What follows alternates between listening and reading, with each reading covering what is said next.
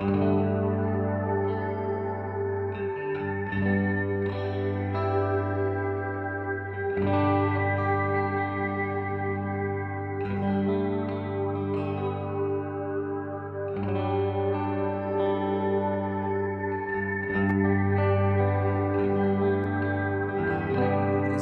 20 minutos.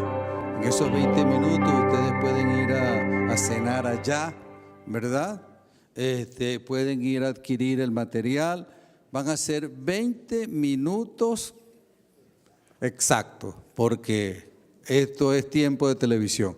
Pastor, su presentación.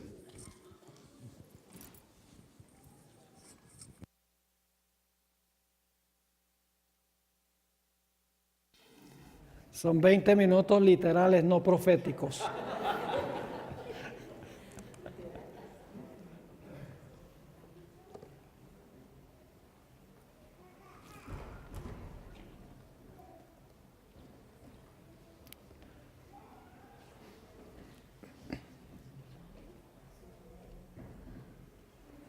Bienvenidos de regreso, hermanos y hermanas. Qué bueno ver que un número de personas significativo está aquí para continuar estudiando la importancia del método que tenemos los adventistas de interpretar las profecías. En nuestra última sesión estábamos hablando sobre los peligros del método futurista de estudiar las profecías. Y queremos ahora continuar con este tema específico. Para aquellos que tienen el manual, estamos en la página 80 y el título es El futurismo esconde el tiempo para la aparición del anticristo. Ahora, según el concepto adventista, el anticristo se levantó de las sombras alrededor del año 476 después de Cristo, poco después de desintegrarse el Imperio Romano en 10 reinos. El cuerno pequeño, después que estaban completos los 10 reinos en el año 476, arrancó a 3 de los 10 cuernos, que fueron los érulos en el 493, los vándalos en el 534 y los ostrogodos en el año 538. Y luego el cuerno pequeño, habiendo desarraigado 3 de los reinos rebeldes, ahora ascendió al trono en Roma, el trono que había ocupado antes el emperador. Y luego la profecía nos dice que el cuerno pequeño gobernó desde el año 538 después de Cristo hasta el año 1798. Es el periodo que la Biblia se refiere a ese periodo como tiempos, la mitad de un tiempo. También en Apocalipsis se usa la expresión 1260 días y en Apocalipsis 11 y Apocalipsis 13 se usa la expresión 42 meses. Y los adventistas hemos dicho que durante ese periodo de 1260 años en la cadena profética, este cuerno pequeño, el papado, hizo varias cosas. En primer lugar, habló blasfemias contra el Altísimo, proclamándose Dios en la tierra y pretendiendo tener poder para perdonar pecados. También dice que persiguió a los santos del Altísimo durante este periodo. Hemos entendido que esto fue durante los 1260 años por mecanismos tales como la Inquisición. Y luego hemos entendido que el cuerno pequeño pensó que podía cambiar la ley y el papado en efecto profesa haber cambiado el día de reposo del cuarto mandamiento del sábado al domingo. Es decir, siguiendo la cadena profética, sabemos que es Babilonia, Medo-Persia, Grecia, el Imperio Romano. Luego el Imperio Romano se divide en 10 reinos, 476. Luego el papado, usando el poder civil, arranca 3 de los 10 que son rebeldes y ahora tiene la supremacía, porque todo enemigo, todo opositor ha sido quitado del medio y entonces el papado ahora reina por 1260 años, desde el 538 hasta 1798.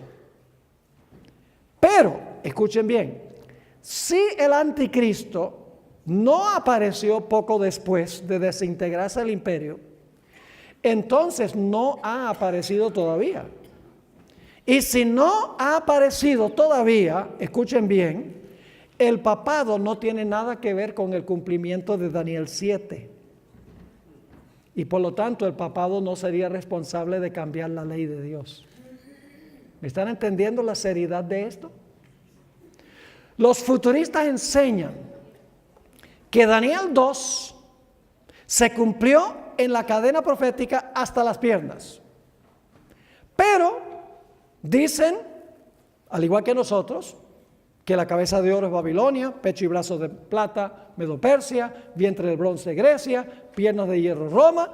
En ese sentido son igual que los adventistas, pero dicen que después del periodo de las piernas, los 10 dedos no se cumplieron consecutivamente. Dicen que han pasado 2000 años y no se han cumplido todavía los pies. Aunque la historia demuestra claramente que el Imperio Romano se dividió en 10 reinos.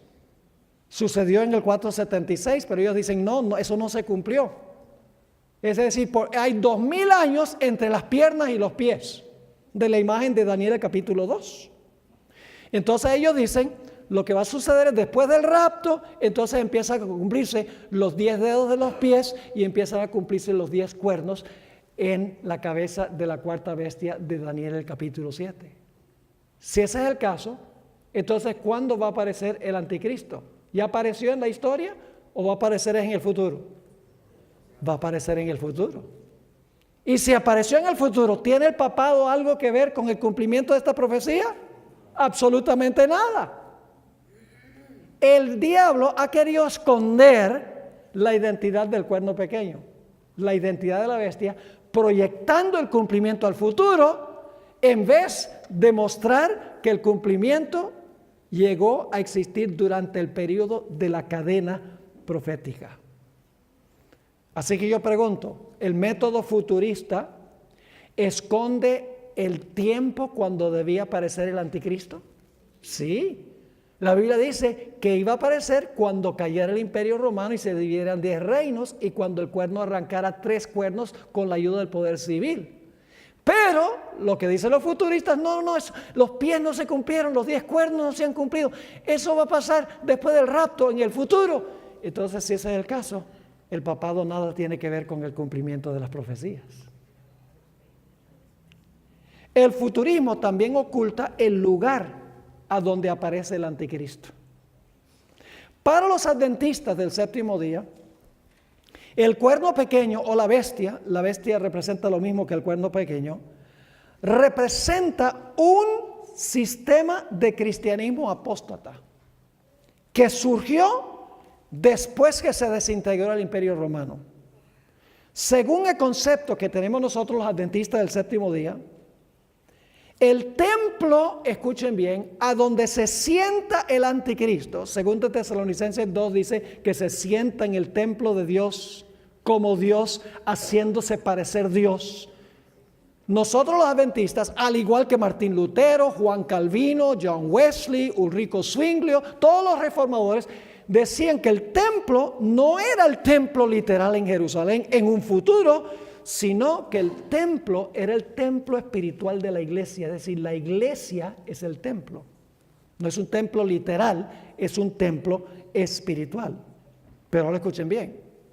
Si el anticristo, según el futurismo, se va a sentar literalmente en el templo literal judío por 3 años y medio literales en el futuro, entonces la profecía del hombre de pecado de 2 Tesalonicenses 2 no se cumplió con Roma papal, que se sentó en la iglesia, sino que se va a cumplir en Jerusalén, en el futuro. De esta manera, el cumplimiento de esta profecía con el papado se oculta, pues la gente está buscando al anticristo en el lugar equivocado. ¿Me están entendiendo este punto? ¿A dónde buscan los protestantes hoy en día el anticristo? Dicen, el anticristo está en Roma. No. Los protestantes se están uniendo con Roma.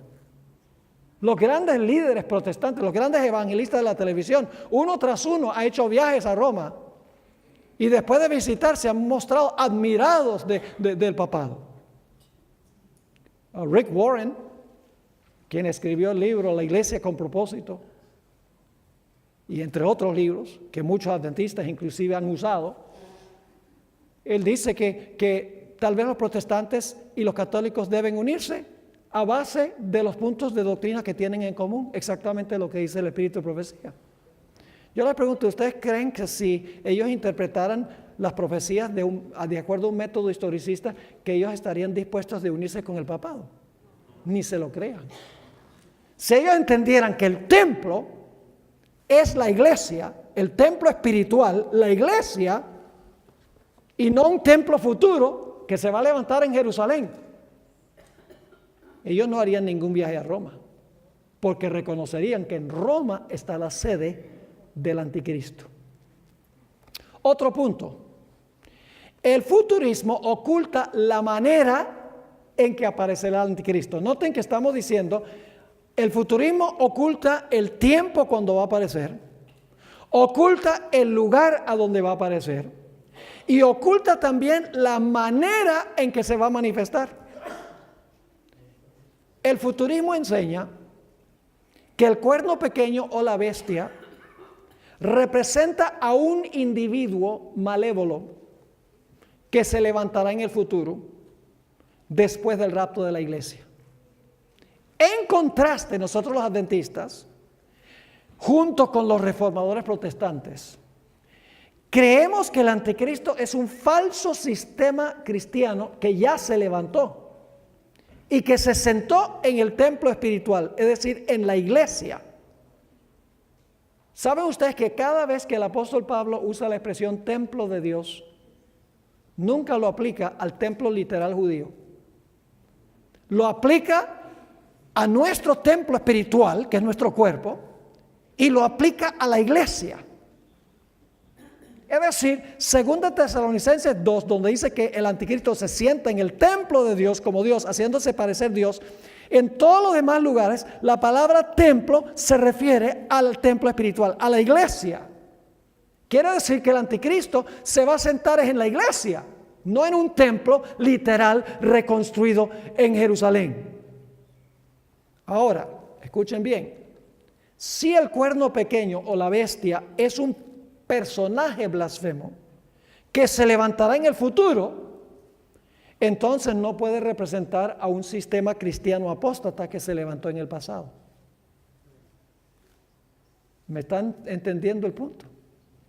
Por así decirlo, si es un ateo blasfemo que se opone abiertamente a Dios, entonces la iglesia cristiana nada tiene que ver con el cumplimiento de esta profecía. Ahora, hay un individuo que murió hace unos años, escritor de muchos libros, se llama Dave Hunt, futurista, pero discrepaba en algunos puntos del modo común de pensar de los futuristas. Yo quiero leerles lo que él escribió en cuanto a cómo será el anticristo. Acertó. No estoy diciendo que todo lo que dice es confiable, porque es un futurista. Pero en este aspecto que voy a leer, tenía razón de cómo iba a aparecer el anticristo, la manera en que el anticristo iba a aparecer. En su libro Global Peace, Paz Global, página 7 y página 8, escribió lo siguiente: mientras que el prefijo anti generalmente significa contra u opuesto a, porque generalmente pensamos que anti significa contra. Él dice, aunque generalmente es cierto que el prefijo anti generalmente significa contra u opuesto a, también puede significar en lugar de o un sustituto de. Y no tengo tiempo de darles varios ejemplos de eso. Sigue escribiendo. El anticristo reunirá en sí mismo ambos significados. se opondrá a Cristo al mismo tiempo que profesa ser Cristo. En vez de lanzar un ataque frontal contra el cristianismo, el malvado pervertirá a la iglesia desde adentro, profesando ser su fundador. Tremendo, ¿verdad que sí? Con sagacidad representará mal a Cristo, profesando ser Cristo. Y aquí es donde el panorama se complica. Si el anticristo pretenderá ser Cristo, entonces sus seguidores deben ser cristianos. ¡Qué descripción tan correcta! No es la descripción común y corriente que dan los futuristas. Él no era un futurista completo.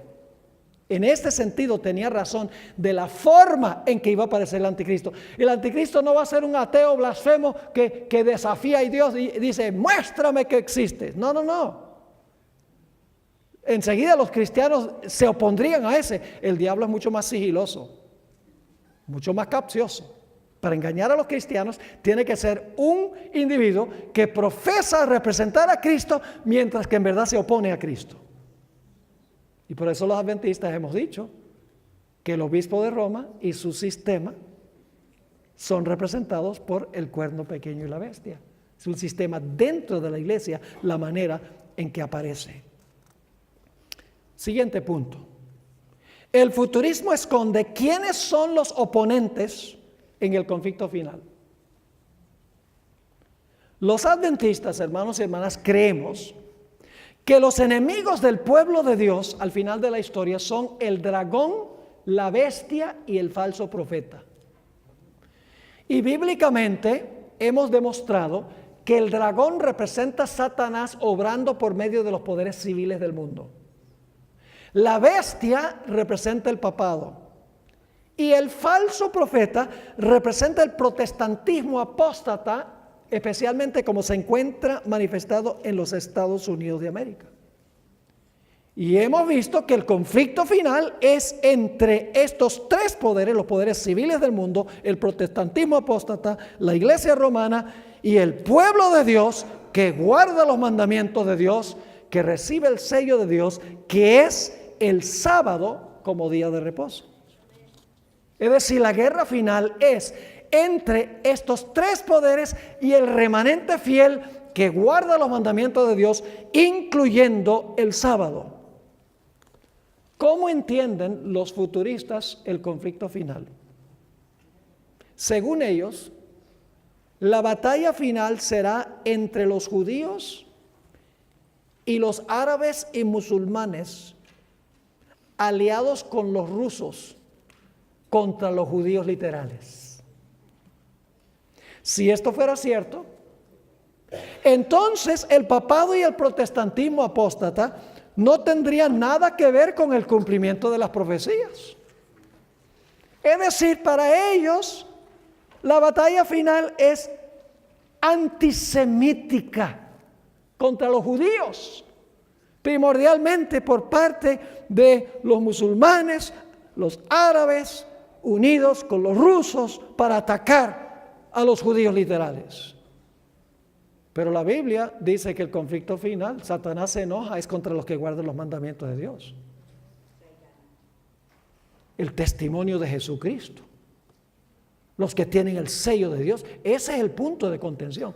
Así que el futurismo esconde el verdadero motivo de la batalla y quiénes son los dos batallones en la batalla final. Es importante saber usar el método correcto de interpretar la profecía. Oh, hermanos y hermanas, es de vital importancia. Pero todavía hay más puntos que tenemos que cubrir. El futurismo oculta, y esto lo mencioné brevemente, no solamente oculta, como mencionamos, los dos batallones en el tiempo final. ¿Cuáles son los dos batallones? El dragón, la bestia y el falso profeta, ¿contra quiénes? Contra el pueblo, el remanente fiel de Dios, que guarda sus mandamientos, tiene el espíritu de profecía y tiene el sello de Dios en su frente, que guarda el santo sábado. Son los dos batallones. Pero el futurismo también esconde el motivo de la batalla final. Y esto ya lo mencioné, pero lo voy a mencionar de nuevo. Según los adventistas, los puntos de contención en el conflicto final serán la ley, el sábado y la adoración. Es decir, la guerra no va a ser una guerra de un enemigo externo contra la iglesia, sino que va a ser un enemigo que se levanta dentro de la iglesia para perseguir a los fieles de Jesús. En contraste, las iglesias cristianas que creen en el futurismo enseñan que la batalla va a ser por el petróleo del Medio Oriente, o va a ser el islamismo radical que odia a los judíos. Es una batalla antisemítica, en otras palabras. Han perdido de vista el motivo de la batalla final. El futurismo esconde cuál es la razón de la batalla final. No solo eso, sino que el futurismo oculta el origen de la iglesia remanente. Satanás no quería que la gente supiera cuándo iba a surgir la iglesia remanente. Y ustedes dicen, ¿cómo es esto? Vamos a leer Apocalipsis 12, 17. El último versículo del capítulo 12. Apocalipsis 12 y el versículo 17. Todos conocemos este versículo, posiblemente de memoria. Dice: entonces el dragón se airó contra la mujer y se fue a hacer guerra contra el remanente de la simiente de ella. ¿Y por qué está enojado el dragón con el remanente de la simiente? ¿Porque qué? Porque guardan los mandamientos de Dios y tienen el testimonio de Jesucristo. Ahora escuchen lo que les voy a decir. Apocalipsis 12, 17 es la culminación de varios eventos en cadena en el capítulo 12. Solamente les puedo resumir. El material está en el manual. Pero en Apocalipsis 12 tenemos varias etapas. Hay una cadena histórica de eventos sucesivos, uno después de otro. El capítulo 12 comienza con Juan viendo una mujer que está embarazada con un bebé. ¿Qué representa la mujer? La iglesia. ¿Cuál iglesia? ¿La del Antiguo Testamento o la del Nuevo? Tiene que ser la iglesia del Antiguo Testamento. Y ustedes dicen, ¿por qué? Porque el bebé es Jesús y el bebé no ha nacido. Usted no puede tener Nuevo Testamento sin que Jesús haya nacido. Entonces, Apocalipsis 12 empieza con la iglesia en el Antiguo Testamento que va a traer al mundo ¿a quién? A Jesús. Yo pregunto, ¿la iglesia judía trajo al mundo a Jesús? Sí, Señor. ¿Era Jesús descendiente de Abraham? ¿Era descendiente de David? ¿Se preservó todo el linaje del Mesías? Vayan a Génesis 5. Da la genealogía desde Set hasta Noé. Luego Génesis 11 da desde Noé hasta Abraham. Y Mateo el capítulo 1 da desde Abraham hasta Jesús. Jesús nació del pueblo judío.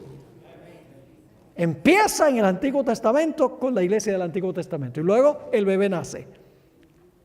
Ese ya es el nacimiento de Jesús. Luego dice que el dragón quiere matar al niño, pero no puede. El niño es arrebatado a Dios y a su trono. Esa es la ascensión de Jesús. Luego dice que la iglesia tiene que huir al desierto por 1260 años. ¿Están viendo la cadena? Hay una cadena. Iglesia del Antiguo Testamento, Jesús nace, el dragón trata de matar a Jesús pero no puede, luego Jesús asciende al cielo, luego vienen los 1260 años, pero dice en el versículo 16 que cuando la mujer y su simiente estaban siendo perseguidos, dice que la tierra ayudó a la mujer y se tragó las aguas de persecución. ¿A dónde hallaron refugio los que eran perseguidos en Europa? En los Estados Unidos de América. Hacia fines de los 1260 años. Y luego viene el versículo 17 que dice: luego el dragón se airó contra la mujer. ¿Por qué se airó contra la mujer y su simiente? Porque la tierra había ayudado a la mujer. Yo pregunto entonces, ¿a dónde iba a surgir el pueblo remanente de Dios? ¿A dónde? en la tierra. ¿Qué país es ese? En los Estados Unidos. Tenía que aparecer hacia fines ¿de cuándo? De los 1260 años. Tenía la iglesia verdadera que aparecer hacia el fin de los 1260 años en los Estados Unidos y tenía que tener dos características. ¿Guarda los 9 mandamientos de Dios?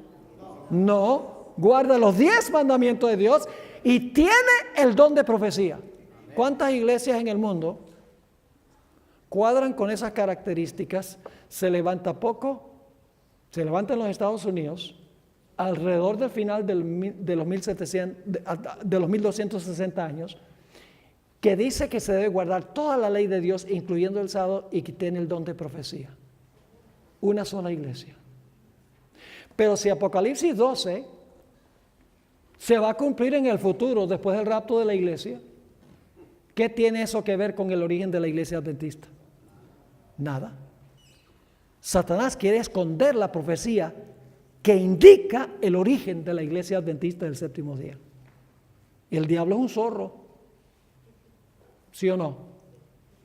Él sabe que destruyendo el método, destruye el mensaje. No solo es importante el mensaje de la iglesia adventista, el método que usamos para enseñar el mensaje es igualmente importante, porque si descartamos el método correcto de interpretar las profecías, el mensaje se esfuma y se desvanece como la neblina. Ahora, el siguiente punto que quiero mencionar, y para esto hay que saber algunos detalles aquí en cuanto a la profecía de las 70 semanas y los 2300 días, pero yo creo que muchos aquí están versados con esto. Daniel 8:14 dice, y él dijo, hasta 2300 tardes y mañanas, y luego el santuario será ¿qué? Purificado. Ahora, el concepto adventista de esta profecía se basa en 3 cosas. 1, las 70 semanas son la primera parte de los 2300 días. ¿Me están entendiendo? Las 70 semanas son los primeros 490 años de los 2300 años. Segundo, los 2300 días no son días literales, sino que son ¿qué? Años. Y finalmente, no existe un paréntesis entre la semana número 69 y la semana número 70. La 70 se cumple consecutivamente con la 69. No hay ese paréntesis.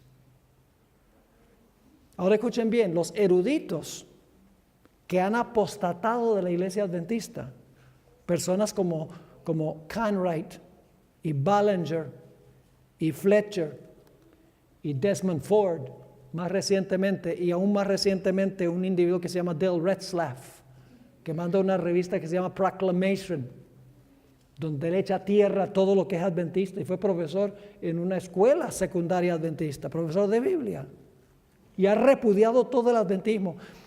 Todos los eruditos que han abandonado la iglesia, su punto de ataque son los 2300 días y la purificación del santuario. Entonces sé que el diablo no quiere mucho esa doctrina. Ahora escuchen bien.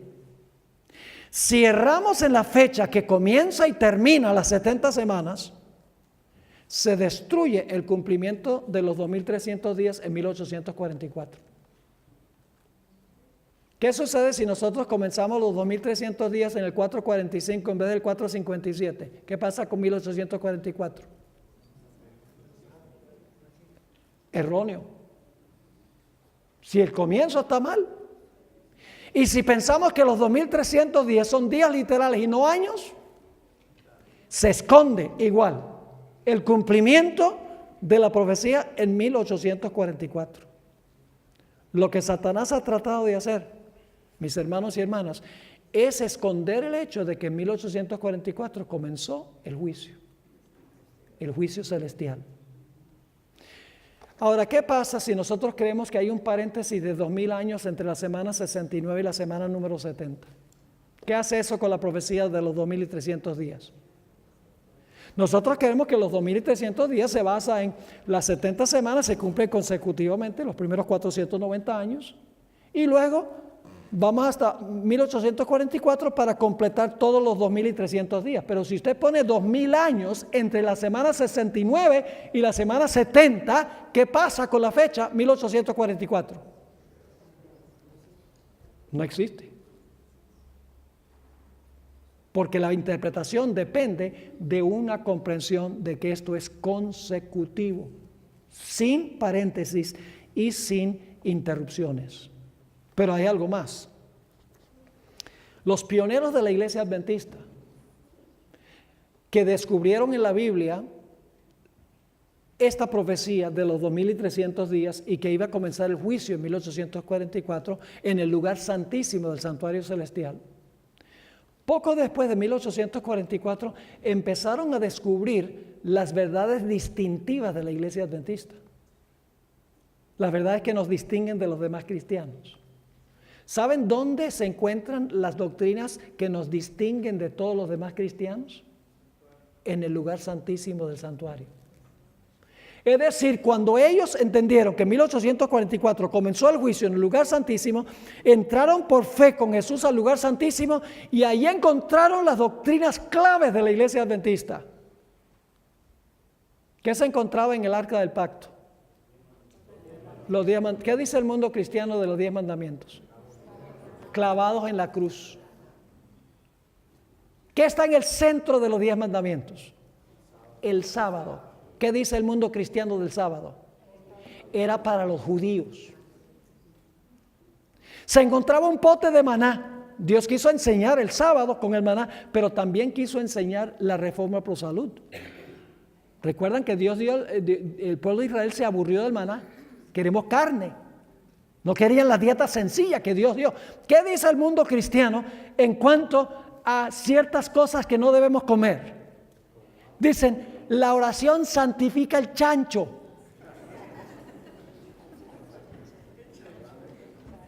Y los camarones, y las langostas, y las ostras. Lo que la Biblia prohibía ya no está prohibido, porque la cruz de Cristo eliminó todo.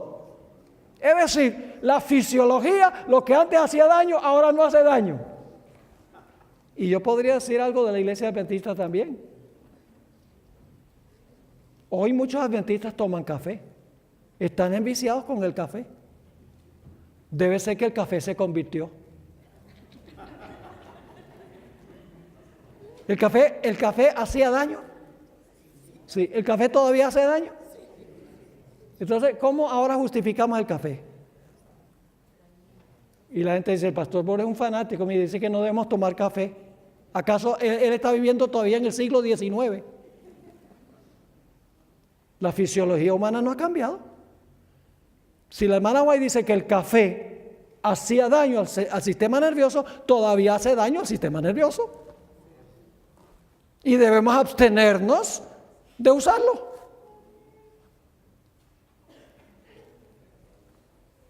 ¿Saben qué otra verdad distintiva encontramos en el lugar santísimo? La idea del comienzo del juicio y el estado de los muertos. ¿Qué creen los cristianos en cuanto a cuándo una persona es juzgada? Según el mundo cristiano, ¿cuándo es que una persona es juzgada? Cuando se muere. Si la persona fue buena, ¿para dónde va? Para el cielo. Y si la persona fue mala, para el infierno. Y si fue medio mala, para el purgatorio. Pero si usted cree que el juicio comenzó en 1844, entonces usted tiene que decir que nadie fue al cielo ni al infierno antes de 1844. Porque Dios no iba a dar la recompensa sin antes juzgar a la gente. Se juzga y luego se da la recompensa. Pero si la gente se va al cielo o al infierno cuando se muere antes de 1844, entonces ya fueron juzgados. ¿Para qué un juicio en 1844? Está relacionado con el estado de los muertos. ¿Qué dice el mundo cristiano del estado de los muertos? Dicen, los muertos todos saben. Eso dice el mundo cristiano.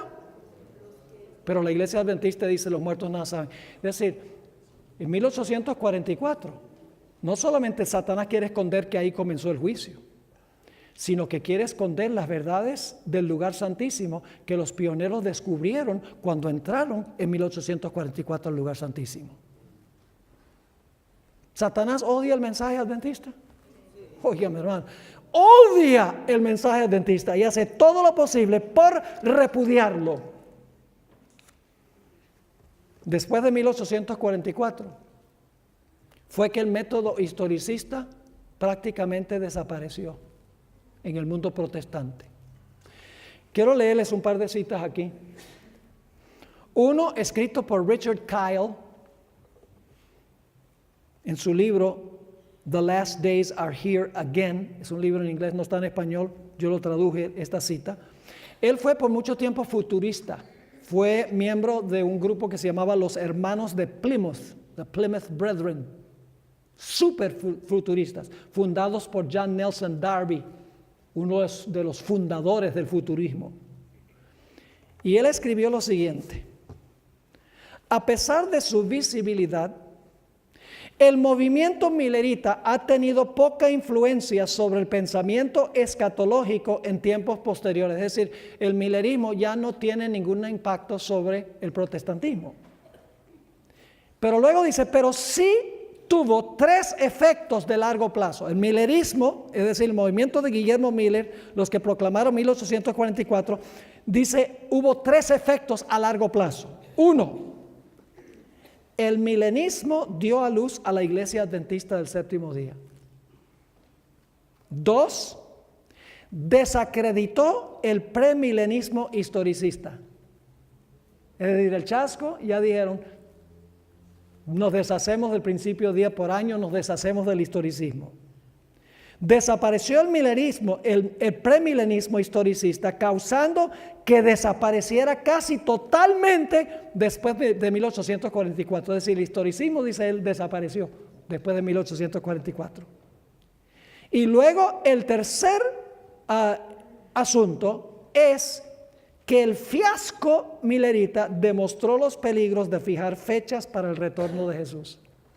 Así que este autor, que no es adventista, dice, este movimiento dio a luz a la Iglesia Adventista, se deshizo del historicismo y, en tercer lugar, mostró el peligro de fijar fechas para la venida de Jesús.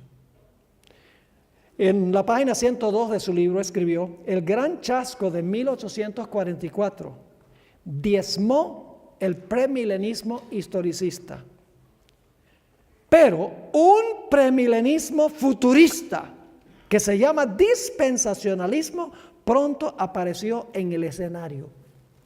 Qué interesante. Desapareció el historicismo y tomó su lugar, ¿qué cosa? El dispensacionalismo, o lo que él dice, un premilenismo futurista. Otro escritor, Thomas Ice, escribió, otro futurista, este no es adventista tampoco, el historicismo, que fuera el punto de vista dominante de los protestantes desde el tiempo de la Reforma hasta mediados del siglo pasado, estaba escribiendo todavía en el siglo XX, o sea que está hablando del siglo XIX, parece tener poco atractivo como sistema de interpretación profética entre los cristianos conservadores. Y luego pone entre paréntesis, con la excepción de los adventistas del séptimo día. Es decir, el historicismo tiene poco atractivo, dice él, para los cristianos conservadores, solamente para los adventistas del séptimo día. Y luego dice, en el mundo evangélico, durante los últimos 150 años, el futurismo ha crecido hasta dominar y vencer el historicismo. El futurismo, según él, ha peleado contra el historicismo y lo ha vencido. Y lo único que tienen que hacer es mirar las iglesias que antes usaban el método historicista, los luteranos, los presbiterianos, la iglesia metodista, todos usaban el método historicista, hoy no lo usan. Después de 1844, con el gran chasco, abandonaron el método historicista y adoptaron el método futurista de interpretar las profecías.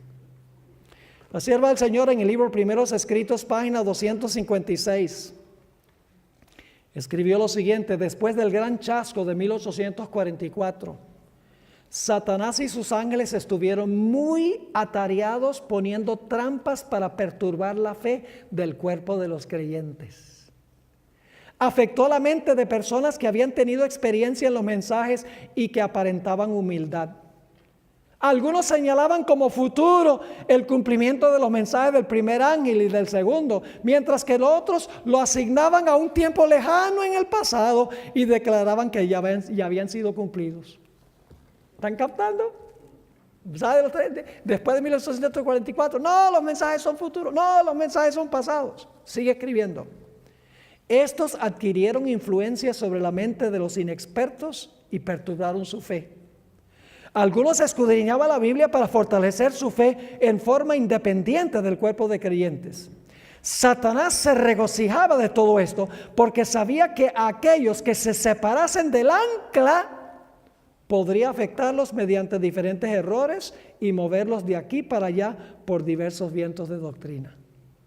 Muchos de los que habían dirigido la proclamación del primer mensaje y del segundo los negaban ahora, y en todo el cuerpo había división y confusión. Ella también captó que algo sucedió después de 1844, aún dentro del movimiento adventista. Otro punto, otro peligro del futurismo, es que le da a la gente un falso sentido de seguridad. Y ustedes dicen, ¿cómo es eso? ¿Saben lo que ellos dicen? Bueno, si yo no alcanzo a irme en el rapto, me puedo convertir durante la tribulación. Y si por algún motivo no me alcanzo a salvar en la tribulación, entonces me puedo convertir durante los 1000 años. Y no solo eso, escuchen bien. Si Apocalipsis 4 al 19 se cumplen en el futuro, después del rapto, ¿para qué estudiamos eso? El diablo está diciendo, eso no se aplica a ti. Eso se aplica a los judíos. Tú no tienes que estudiar eso, porque eso se aplica a ellos después del rapto. Es decir, si todo eso se cumple en el futuro, ¿para qué estudiarlo ahora? No tiene nada que ver con nosotros, según ese concepto. Siguiente punto es muy importante. El futurismo oculta la necesidad de prepararse para la tribulación. ¿Qué dije yo? ¿El futurismo oculta qué? La necesidad de prepararse para la tribulación. Los futuristas no creen que van a pasar por la tribulación. ¿Se van a preparar para pasar por una tribulación donde ellos no creen que van a pasar por eso? No. ¿Usted se prepararía para un tsunami en Hesperia?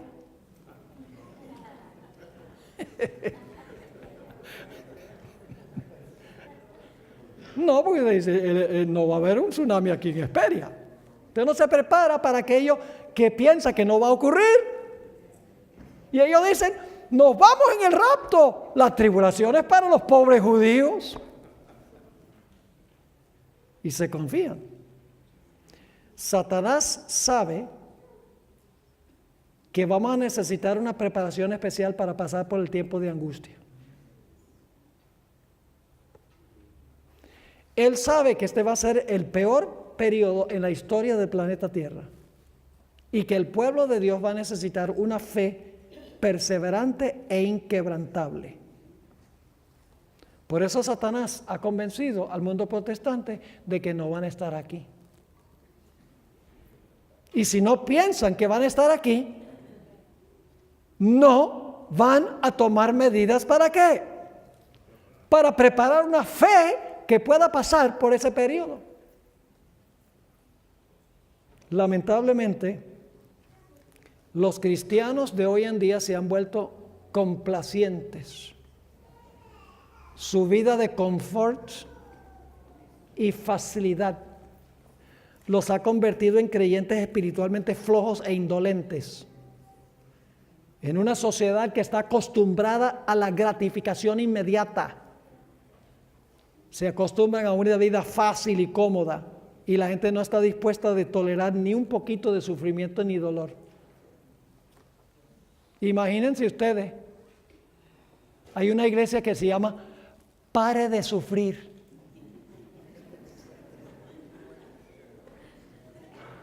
Echen dinero para acá y paren de sufrir. Porque Dios no quiere que tú nunca sufras, que nunca tengas dolor. Entonces Dios va a tener que pedirle perdón a Job. Y va a tener que pedirle perdón a los mártires que murieron por estar firmes en su fe. Lo que pasa, los cristianos hoy quieren una vida fácil, suave, light, gospel light. Vienen a la iglesia y quieren que se les entretenga, que los pongan a reír y a sentir una emoción, y a la media hora cuando salen y se va la emoción no queda nada. Es tiempo de estudiar las Escrituras, porque lo que viene es candela. La sierva del Señor, El conflicto de los siglos, página 607, escribió: el tiempo de angustia, cual nunca fue después que hubo gente, pronto nos sobrevendrá. Y para entonces necesitaremos tener una experiencia que hoy por hoy no poseemos y que muchos no pueden lograr debido a su indolencia. Y luego dice: sucede muchas veces que los peligros que se esperan no resultan tan grandes como uno se los había imaginado, pero este no es el caso respecto de la crisis que nos espera. La imaginación más fecunda no puede alcanzar a abarcar la magnitud de tan dolorosa prueba. En aquel tiempo de tribulación, cada alma deberá sostenerse por sí sola ante Dios. En la página 606, ella escribió: los tiempos de apuro. No es la mejor traducción, en inglés es la palabra distress. Los tiempos de apuro y angustia que nos esperan requieren una fe capaz de soportar el cansancio, la demora y el hambre. Una fe que no desmaye, aunque sea severamente probada.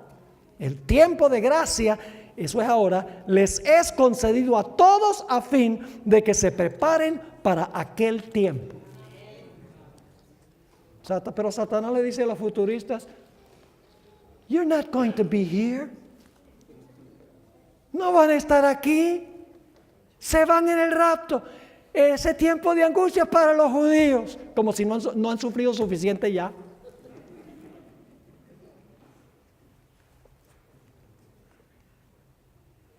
Note lo que dice Mateo 24, 21 y 22. Mateo 24, 21 y 22. Hablando del tiempo de angustia, la Biblia dice, Jesús está hablando aquí: porque habrá entonces gran tribulación, cual no la ha habido desde el principio del mundo hasta ahora, ni la habrá.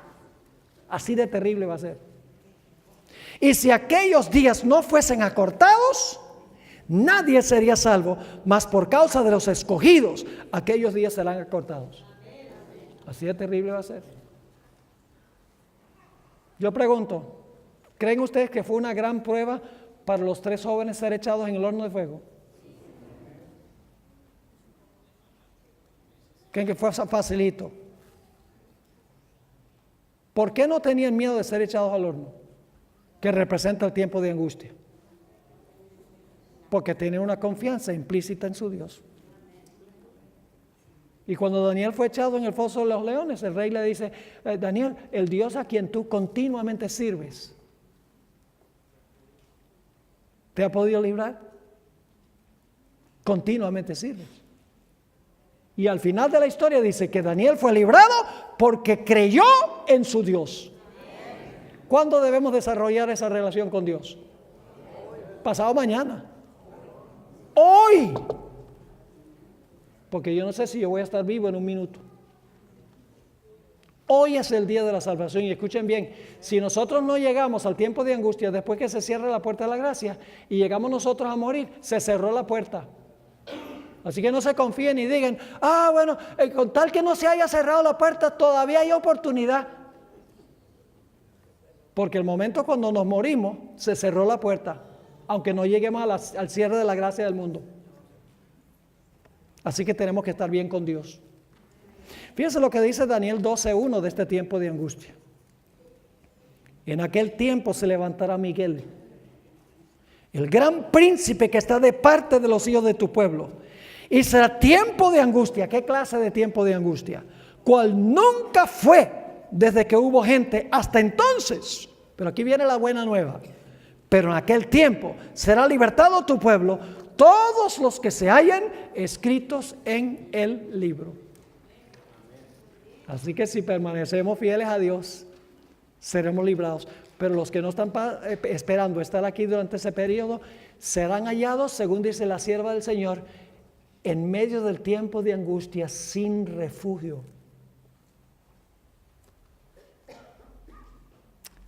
Último punto para el cual nos queda tiempo. No creo ni siquiera que vamos a tener tiempo de terminarlo, pero en esta sesión, pero vamos de todas maneras a empezar este punto. Los futuristas serán engañados por la falsa segunda venida de Jesús. ¿Han oído de que Satanás va a falsificar la segunda venida? Sí. Y usted dice, pastor, ¿por qué los futuristas van a ser engañados por la falsa segunda venida de Jesús? Vamos a mirar. La idea de que tiene que haber un rapto antes de la segunda venida gloriosa de Jesús, es decir, una primera venida para llevarse a los fieles al cielo y luego 7 años después la venida gloriosa de Jesús. La razón por la cual los futuristas creen eso es porque Jesús hizo 2 promesas a su pueblo. La primera promesa está en Juan 14, 1 al 3, que ustedes conocen muy bien. No se turbe vuestro corazón. ¿Creéis en Dios? Creed también en mí. En la casa de mi Padre, ¿dónde es eso? En el cielo. Oramos, Padre nuestro que estás en el cielo. En la casa de mi Padre muchas moradas hay. Si así no fuera, yo os lo hubiera dicho. Voy pues, ¿a dónde iba a ir Jesús? Al cielo, a la casa del Padre. Voy pues a preparar lugar para vosotros, y si me fuere y os preparar el lugar, vendré otra vez y os tomaré a mí mismo, para que donde yo estoy vosotros también estéis. ¿Prometió Cristo llevar a su pueblo al cielo, sí o no? Sí, Señor. ¿Eternamente para el cielo? No. Hizo una segunda promesa. Se encuentra en Mateo 5:5. Bienaventurados los mansos, porque ellos recibirán la tierra por heredad. Entonces los futuristas dicen, para Jesús poder cumplir esas 2 promesas, de llevar a su pueblo al cielo y también tomar la tierra por heredad, tiene que haber un rapto antes de la segunda venida. Entonces, lleva al pueblo a la casa del Padre por 7 años, ahí se cumple la primera promesa, y luego regresa y los santos toman la tierra por heredad. Pero nosotros los adventistas tenemos un concepto bíblico de cómo Cristo también puede cumplir las 2 promesas. Y es que hay una sola segunda venida gloriosa. Y cuando Cristo venga por segunda vez, va a llevar a su pueblo ¿a dónde? Al cielo por 1000 años. Ahí cumple la primera promesa de llevarnos a la casa del Padre. Y después de los 1000 años, viene a la tierra, hace cielo nuevo y tierra nueva, y los santos toman la tierra por heredad. No es necesario inventar un rapto para Cristo cumplir las 2 promesas. Pero como los futuristas creen que los 1000 años el pueblo va a estar aquí, entonces tienen que inventar un rapto para que Jesús cumpla las 2 promesas. Así que su concepto del rapto se basa en un concepto erróneo del milenio. ¿Me están entendiendo lo que estoy diciendo? Ahora, los que esperan que Jesús vuelva en gloria para restablecer su reino milenial en la tierra, serán engañados por la falsa segunda venida de Jesús.